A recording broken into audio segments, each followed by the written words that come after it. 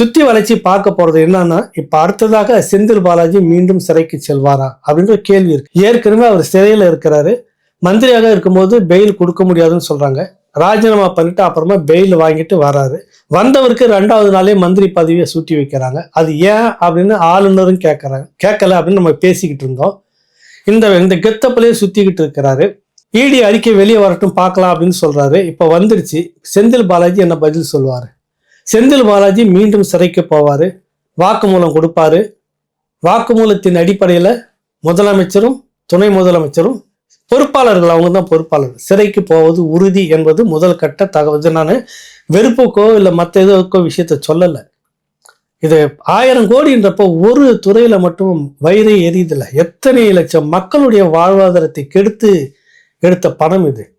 ஊர்ல எவனாலும் சாகலாம், என் குடும்பம் மட்டும் செழிப்பா இருக்கணும். மகன் வாரத்துக்கு ஒரு முறை லண்டன் போயிட்டு வருவாரு. யாரு? உதயநிதி சொல்றாரு, இன்ப நிதியை. உன் குடும்பம் அப்படி எல்லாம் இருக்கணும் செழிப்பா. எங்க மாப்பிள்ளை வருஷத்துல 4 முறை வெளிநாடுகள்லாம் போயிட்டு இன்வெஸ்ட் பண்ணிட்டு வருவாரு. இந்த மாதிரி சொல்லுவீங்க. உங்க குடும்பம் நல்லா இருக்கணும், ஊர் குடும்பம்லாம் அழிஞ்சு போகணுமா? இதற்கு இந்த அரசியல், இந்த மக்கள் இன்னும் இதை நீங்க புரிஞ்சுக்கலன்னா இதற்கு மேலும் சீர்கெட்டு போகணும். நம்ம கிட்டத்தட்ட எல்லா வளமும் சுரண்டப்பட்டுக்கிட்டு இருக்குது. மீதி இருப்பது ரத்தம் மட்டுமே தான். தமிழனுடைய ரத்தம் மட்டும்தான். இந்த ரத்தம் தமிழன் அல்லாத மற்ற எல்லாருடைய ரத்தமும் சேர்ந்து இந்த டாஸ்மாக் மூலமாக உறிஞ்சப்படுகிறது. இதுவும் கெட்டு போய் கீழே விழுந்துச்சுன்னா எழுந்திருக்கிறதுக்கு இனி வழியே இல்லை. இந்த நேரத்தை நம்ம புரிஞ்சுக்கணும். அரசியல் பண்றாங்க, கத்திரிக்காய் பண்றாங்க, வெங்காயம் பண்றாங்கலாம் பேசாதீங்க தயவு செய்து. ஊழல் முறைகேடு நடந்திருக்குது. இப்படிப்பட்ட ஆளுகள் சிறைக்கு போகணும். அது யாரா இருந்தாலும் சிறைக்கு போவது உறுதி. சிறைக்கு போகணும். நல்ல ஒரு அரசியல் வரணும். அந்த அரசியல் சரியானதா இல்லையான்னு மக்கள் தேர்ந்தெடுக்கணும். நீங்க காசை கொண்டு வந்து கொடுக்குறான்னு ஓட்டு போறோம்ல, மக்கள் சிந்திக்கணும். இந்த நேரத்தில் இந்த காசு எல்லாம் எப்படி வந்துச்சு?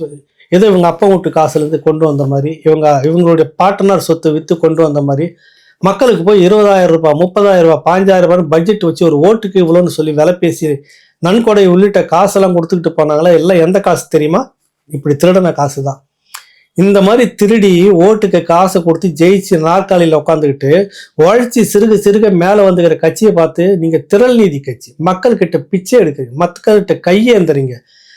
மக்கள்கிட்ட கையேந்துறது சரியானதா? இல்லை இந்த மாதிரி ஊழல் முறைகேடு திருடின்னு சொல்லிட்டு பணத்தை எடுத்து 1000 கோடி அனாவசியமா திருடி இருக்கிறாங்க. அதான் பிரச்சனை. இப்ப இது எந்தெந்த இந்த கட்சி மட்டுமால 2021க்கு பிறகு நடந்த ஊழலா, அதுக்கு முன்னாடி இருந்த ஊழலா?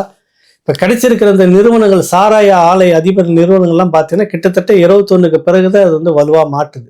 செந்தில் பாலாஜி இனி தப்ப முடியாது. முதலமைச்சர் கேஜ்ரிவாலை போல ஸ்டாலின் சிறையில் இருப்பார். துணை முதலமைச்சரும் சப்சூட்டாக இலவச இணைப்பாக உள்ளே இருக்க